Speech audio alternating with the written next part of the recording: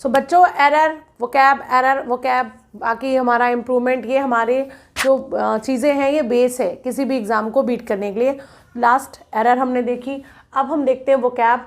ये मैंने यहाँ पर 2 वोकैब लिखी है, एक मायोपिक और एक इगोनी।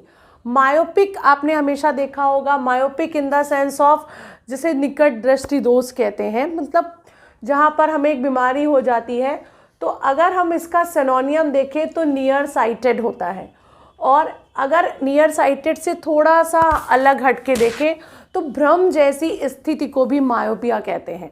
तो मायोपिया जहाँ पर हम समझ ना पाए कि ये क्या है या सही है या गलत है, उस कंडीशन पे हम उसको बायस्ड भी कर सकते हैं या इसको हम हाफ साइटेड भी कर सकते हैं।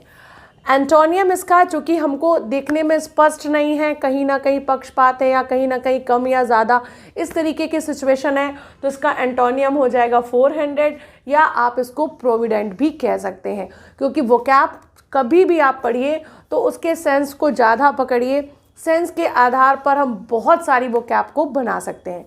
दूसरा हमारा इगोनी है।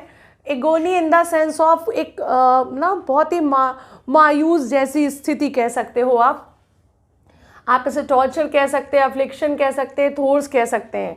इसका जो उल्टा होगा वो हेल्थ हो जाएगा। अब मैंने यहाँ पर सक्सेस और कंफर्ट भी कहा है, तो इगोनी जो पोजीशन होती है वो विलाप वाली स्थिति होती है। कभी डिप्राइव हो जाने के बाद ऐसी कुछ कंडीशन आ जाए या कहीं ना कहीं मतलब आप असफल हो जाएं, तो जिस परेशानी या जिस कंडीशन में आप डूब जाते हैं उसे इगोनी कहते हैं। तो इसका जो एंटोनियम है वो कंफर्ट और सक्सेस भी हो जाता है। तो आप देखिए बिल्कुल अलग वर्ड है, लेकिन फिर भी सेंस अगर पकड़िए तो असफल हो जाने के बाद हुई निराशा तो उल्टा उसका सफल भी हो जाएगा। तो आप इन वो शब्दों पर भी ध्यान दीजिए, क्योंकि ये शब्द आजकल ट्रेंड पे चल रहे हैं जो आपसे पूछे जाते हैं। तो एग्जैक्ट मीनिंग पढ़ने से अच्छा है कि आप उससे टच करती हुई वोकैब को भी कंप्लीट करें। तो इस तरीके से वोकैब भी पढ़ते रहिए, एरर्स भी कंप्लीट करते रहिए, एंड आई विश कि आप लोगों का जल्दी ही सिलेक्शन होगा।